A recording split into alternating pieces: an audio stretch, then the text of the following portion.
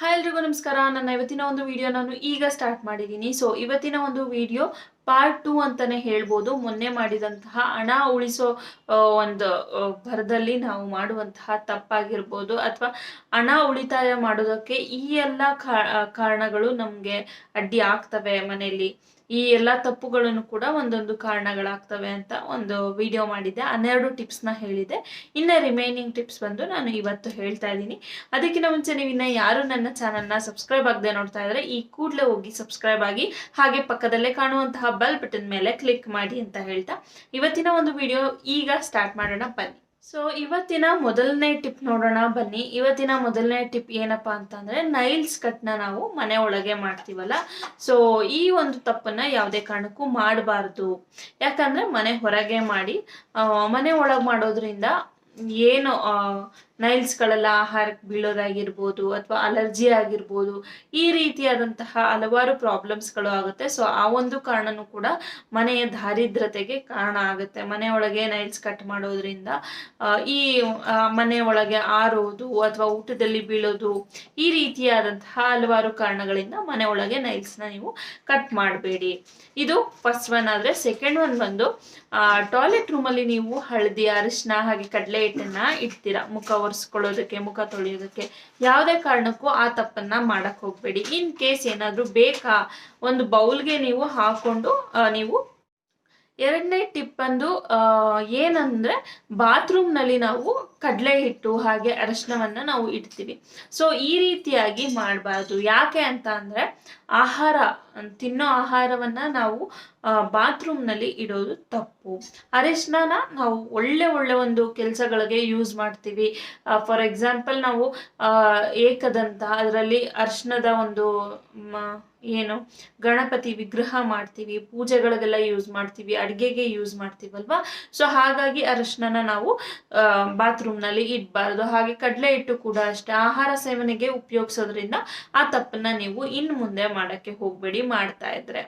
So ಇದಾದ ನಂತರ ಇದು ಸೆಕೆಂಡ್ ಒನ್. ಆದ್ರೆ ಇನ್ನ ಮೂರನೇದು, ಟಾಯ್ಲೆಟ್ ರೂಮ್ ಹಾಗೆ ಬಾತ್ರೂಮ್ ಯಾವುದೇ ಒಂದು ರೂಮ್ಗಳನ್ನು ನಾವು ಕ್ಲೀನ್ ಆಗಿ ಇಡಬೇಕು. ಮನೆಯಲ್ಲಿ ಹೇಗೆ ಮೂಲೆನೂ ಕ್ಲೀನ್ ಆಗಿ ಇರಬೇಕು ಅಂತೀವಿ, ಅದೇ ರೀತಿಯಾಗಿ ಬಾತ್ರೂಮ್ ಕೂಡ ಅಷ್ಟೇ ತುಂಬಾ ಕ್ಲೀನ್ ಆಗಿ ಇರಬೇಕು ಅಂತಾನೆ ಹೇಳ್ಬೋದು. ಇನ್ನು ನೆಕ್ಸ್ಟ್ ಟಿಪ್ ಬಂತು ಅಂದ್ರೆ ಮ್ಯಾಟ್ ನಾವು ಡೋರ್ ಮ್ಯಾಟ್ ಏನ್ ಹಾಕಿರ್ತೀವಿ ಗೊತ್ತಾ, ಆ ಡೋರ್ ಮ್ಯಾಟ್ನ ನಾವು ತುಂಬಾ ಕ್ಲೀನ್ ಆಗಿ ಇರೋ ತರ ನೋಡ್ಕೋಬೇಕು. ವೀಕ್ಲಿ ಒನ್ಸ್ ಆದ್ರೂ ನಾವು ತೊಳಿತಾ ಇರಬೇಕು. ಈ ರೀತಿಯಾಗಿ ಮ್ಯಾಟ್ಗಳು ಕ್ಲೀನ್ ಆಗಿದ್ರೆ ಮನೆ ಎಲ್ಲ ಕೂಡ ಕ್ಲೀನ್ ಆಗುತ್ತೆ. ಯಾಕಂದ್ರೆ ಒದ್ದೆ ಬರ್ತೀವಿ ಕಾಲ್ನ, ಅದ್ರ ಮೇಲೆ ಒರೆಸೋದ್ರಿಂದ ಅದ್ರಲ್ಲಿ ಇರುವಂತಹ ಧೂಳು ಮತ್ತೆ ಕಾಲಿಗೆ ಬರುತ್ತೆ.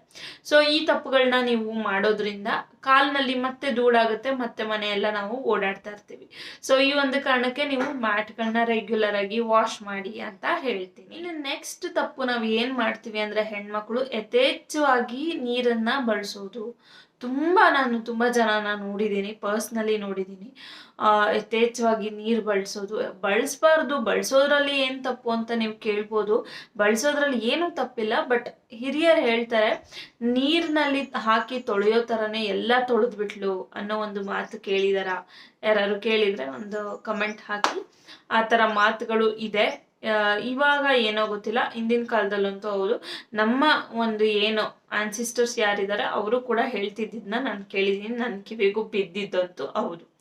ಮನೆಯಲ್ಲಿ ಈಗ ಏನಂದ್ರೆ ಇಡೀ ಮನೆ ಒರ್ಸಕ್ಕೆ 1-2 ಬಕೆಟ್ ನೀರು ಅಂತ ಅಂದ್ರೆ ಓಕೆ, ಬಟ್ ಹಂಗಲ್ಲ. ಅಡಿಗೆ ಮನೆ ಒರೆಸಿದ್ರು ಮತ್ತೆ ಚೇಂಜ್ ಮಾಡ್ತಾರೆ, ಹಾಲು ಒರೆಸ್ತಾರೆ ಮತ್ತೆ ಚೇಂಜ್ ಮಾಡ್ತಾರೆ, ರೂಮ್ ಒರೆಸ್ತಾರೆ ಮತ್ತೆ ಚೇಂಜ್ ಮಾಡ್ತಾರೆ. ಈ ರೀತಿಯಾಗಿ ಮಾಡೋದ್ರಿಂದ ನೀರು ಕೂಡ ವೇಸ್ಟ್ ಆಗುತ್ತೆ. ಹಾಗೆ ಡೈಲಿ ನಾವು ನೆಲ ಒರೆಸ್ತೀವಿ ಅಂದ್ಮೇಲೆ ಡೈಲಿ ಅಷ್ಟೊಂದು ನಾವು ನೀರ್ನ ಚೇಂಜ್ ಮಾಡಿ ತೊಳೆಯುವಂಥದ್ದು ಏನಿದೆ ಅಲ್ವಾ. ಸೊ ಇದು ಒಂದು ಸ್ವಲ್ಪ ಕಮ್ಮಿ ಮಾಡ್ಕೊಳ್ಳಿ ನೀರ್ನ. ಹಾಗೆ ಬಟ್ಟೆ ಒಂದು ಜಾಲ್ಸೋದಾಗಿರ್ಬೋದು, ಹ್ಯಾಂಡ್ ವಾಶ್ ಏನಾದ್ರು ಮಾಡೋ ಹಂಗಿದ್ರೆ ಬಟ್ಟೆ ಜಾಲ್ಸೋದ್ನು ನಾನು ನೋಡಿದೀನಿ. ನೊರೆ ಹೋಗೋವರೆಗೂ ಅಜ್ಜಿ ಆಗ್ತಾ ಇರ್ತಾರೆ. ಸೊ ಮಾಡಕ್ ಹೋಗ್ಬೇಡಿ ಈ ತಪ್ಪುಗಳನ್ನ. ಯಾಕಂದ್ರೆ ಮನೆಯಲ್ಲಿ ಕೈಯಲ್ಲಿ ದುಡ್ಡು ನಿಲ್ಲಲ್ಲ ಅನ್ನೋದು ಅಷ್ಟೇ ಒಂದು ರೀಸನ್. ಹಾಗೆ ಬಟ್ಟೆ ಮತ್ತೆ ಜ್ಯುವೆಲ್ಸ್ ಏನು ಇರುತ್ತಲ್ಲ, ಒಡವೆಗಳು ಹಾಗೆ ಬಟ್ಟೆಗಳನ್ನ ಅದರದ್ದೇ ಆದ ಒಂದು ಜಾಗದಲ್ಲಿ ನೀವು ಎತ್ತಿ ಇಡಬೇಕು. ಸೊ ಬೇರೆ ಕಡೆ ಏನಾದ್ರು ಇಡ್ತಾ ಬಂದ್ರಿ ಅಂತ ಅಂದ್ರೆ ಹೇಗೆ ಜಾಗನ ಅದು ನಾವು ಚೇಂಜ್ ಮಾಡ್ತಾ ಇರ್ತೀವಿ, ಅದೇ ರೀತಿಯಾಗಿ ಅದನ್ನು ಕೂಡ ಜಾಗ ಚೇಂಜ್ ಮಾಡ್ಕೊಂಡು ಹೋಗುತ್ತೆ ದುಡ್ಡು, ಹಣ, ಒಡವೆ, ಚಿನ್ನ ಏನೇ ಇದ್ರೂ ಅಷ್ಟೇ ಅದರದ್ದೇ ಆದ ಒಂದು ಜಾಗವನ್ನು ಮಾಡಿಕೊಂಡು ಅದರದ್ದೇ ಆದ ಒಂದು ಜಾಗಕ್ಕೆ ಇಡ್ತಾ ಬನ್ನಿ. ಸೊ ಇದು ಕೂಡ ಒಂದು ದಾರಿದ್ರ್ಯತೆಗೆ ಮೂಲ ಅಂತಾನೆ ಹೇಳ್ಬೋದು. ಹಾಗೆ ಹೆಣ್ಮಕ್ಳು ಕೂಡ ಅಷ್ಟೇ ಕೂದಲನ್ನ ಬಾಚ್ಕೋಬೇಕಾದ್ರೆ ಎಲ್ಲೆಲ್ಲಿ ಬೇಕು ಅಲ್ಲಲ್ಲಿ ಬಾಚ್ಕೊಳ್ಳೋದು ಆ ಥರ ಎಲ್ಲ ಮಾಡ್ತಾರೆ. ಬಟ್ ಈ ರೀತಿಯಾಗಿ ಮಾಡೋದ್ರಿಂದ ಮನೆಯಲ್ಲಿ ಎಲ್ಲ ಕಡೆ ಕೂದಲಾಗುತ್ತೆ, ಆಹಾರದಲ್ಲೆಲ್ಲ ಕೂದಲು ಬೀಳೋ ಚಾನ್ಸಸ್ ಇರುತ್ತೆ. ಸೊ ಈ ಒಂದು ಕಾರಣಕ್ಕೆ ಮನೆಯಲ್ಲಿ ಒಂದು ಜಾಗದಲ್ಲಿ ನಿಂತು ಕೂದಲನ್ನ ಬಾಚಿ ನೀವು ಕ್ಲೀನ್ ಮಾಡಿ ಎತ್ತಿ ಇಡೋದು ವಾಸಿ ಅಂತ ಅನ್ನೋದು ನನ್ನ ಒಂದು ಭಾವನೆ. ಇನ್ನು ನೆಕ್ಸ್ಟ್ ವಿಚಾರಕ್ಕೆ ಬರೋ ಹಾಗಿದ್ರೆ, ಬಾತ್ರೂಮ್ ಯೂಸ್ ಮಾಡ್ತೀರಾ, ಬಾತ್ರೂಮ್ ಯೂಸ್ ಮಾಡಾದ್ಮೇಲೆ ದಯವಿಟ್ಟು ಕೈ ಕಾಲನ್ನ ತೊಳ್ಕೊಂಡು ವಾಶ್ ಮಾಡಿಕೊಂಡು ಓಡಾಡೋದ್ರಿಂದ ಅದು ಕೂಡ ಆರೋಗ್ಯಕ್ಕೂ ಕೂಡ ಹೆಲ್ದಿ, ಮನೆಗೂ ಕೂಡ ಹೆಲ್ದಿ ಅಂತ ಹೇಳ್ತಾ ಇಷ್ಟು ಟಿಪ್ಸ್ಗಳು ನಿಮಗೆ ಇಷ್ಟ ಆಯಿತು ಅಂತ ಅನ್ಕೋತೀನಿ. ಇಷ್ಟ ಆದರೆ ಗೊತ್ತೇ ಇದೆ ಅಲ್ವಾ, ಲೈಕ್ ಮಾಡಿ, ಶೇರ್ ಮಾಡಿ, ಕಮೆಂಟ್ ಮೂಲಕ ನಿಮ್ಮ ಅಭಿಪ್ರಾಯಗಳನ್ನ ತಿಳಿಸೋದನ್ನ ಮರಿಬೇಡಿ ಅಂತ ಹೇಳ್ತಾ ಈ ವಿಡಿಯೋ ಇಲ್ಲಿಗೆ ಎಂಡ್ ಮಾಡ್ತಾ ಇದ್ದೀನಿ. ಇನ್ನಷ್ಟು ಹೆಚ್ಚು ಮನಿ ಸೇವಿಂಗ್ ಟಿಪ್ಸ್ಗಳಿಗೋಸ್ಕರ ಈ ಚಾನಲನ್ನು ಸಬ್ಸ್ಕ್ರೈಬ್ ಆಗೋದನ್ನ ಮರಿಬೇಡಿ. Thank you so much.